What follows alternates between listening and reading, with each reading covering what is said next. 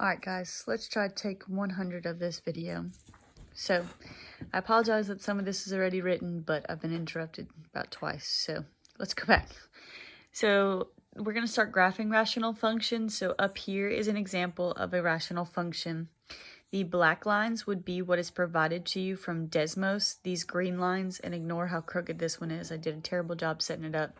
Those green lines will be what you're actually solving for when you talk about these asymptotes on the bottom.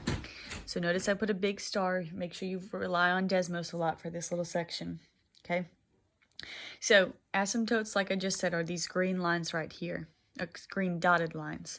Okay, there are lines that our graph is never going to touch. Okay, when I say never, that's a majority of the time for this class, but in later classes that you may take, or some examples, they may cross over, and that's okay. Okay, but for our purposes, they probably majority of the time should not touch. So if you notice, this graph kind of follows along the path of those asymptotes. Okay, there are two types of asymptotes, vertical and horizontal. So what I would do first is I would find the horizontal asymptotes, because for the horizontal, you look at the original problem. Okay, when we're finding that, we compare the degree of the numerator, which I'm going to call m for this, and we compare it to the degree of the denominator, which is n. So here are the three instances that can happen. If your m is smaller than your n, so if your numerator is smaller than your denominator, your asymptote is at y equals 0.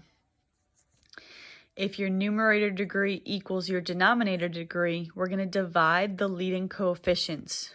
Whatever happens when you divide them, that'll be your asymptote. Okay, and last but not least, here's the clever one with a little pun. If your, oh, I even drew it wrong. If your numerator is bigger or greater than your denominator, you've got no asymptote. Catch my drift?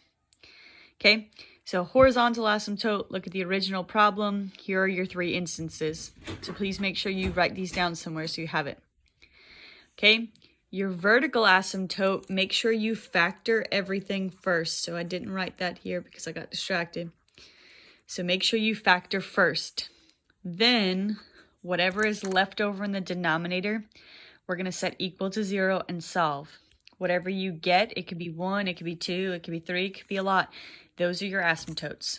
So this one here, you should only probably have one. Your vertical, you can have multiple. Okay, on the back of this paper, I've drawn out 3 examples for us to walk through. And this is pretty much all that I really want you to focus on in here. So here are 3 random examples that I want to work through. So the first thing that we're going to do is we're going to find the horizontal asymptote, because that's the one you're going to start with always. So we're going to compare the degree on the top, the degree on the bottom. So remember, the degree, if it's in standard form, is the highest exponent. So the highest exponent here is this invisible 1 that's here. And down here, it looks like it's this one as well.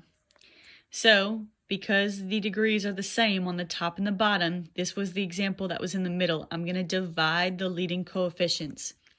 So in front of this x is a 4, and in front of that x is a 1. So what is 4 divided by 1? Well, it's 4. So that's where my first asymptote is, or my horizontal asymptote. Your vertical asymptote, remember, you're going to try to factor first, which in this case, I can't factor this. It's a single term, and there's no way I can factor that, so this is how it's going to stay.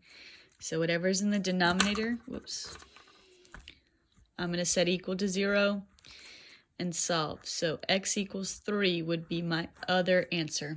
So what would that look like? Well, you'd plug this into Desmos to get the rest, but the important part for you is these two. I'm going to have a dotted line where y equals 4, and it's horizontal. So here's where 4 is. A horizontal line through 4 would look like this. So here's my horizontal asymptote. My vertical asymptote, that's a line going up and down, has to go through 3. So here would be the other one. This would be my vertical asymptote.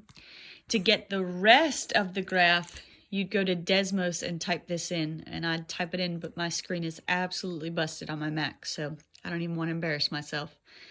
So you'd go to Desmos, type this in, and that'll give you the other part of the graph, like the actual part that may look like this right here. Okay, so let's walk through another one. So again, horizontal asymptote first. I compare the degree of the top. So the top is a 1. The bottom this time, the highest exponent I see is a 2. So my top is smaller than my bottom. So if this is the case, our notes say the asymptote is at y equals 0. Okay, the vertical asymptote, we can factor this time. I could pull a GCF out of the top. That'd give me this. And I can x factor the bottom to get x minus 4 and x plus 1. So when I factor, it looks like these will cancel out. So the only thing that's left in the denominator now is x plus 1. So if I set that equal and solve, that tells me that there's going to be a vertical asymptote at -1. So again, I'd go here. Here's where we need to be careful. A horizontal line where y is 0, that's actually your x-axis here. So this would be my horizontal asymptote here. And I know it's kind of hard to see. My vertical asymptote, that's a vertical line going up and down through -1. Again, I'd go back to the original and plug this into Desmos. That'll give me the rest of the graph. I'm going to make an assumption, and you can tell me I'm wrong later, that it looks something like this. It might go the other way, but notice that it kind of takes the path that the asymptotes leave it. Okay, one last example to walk through.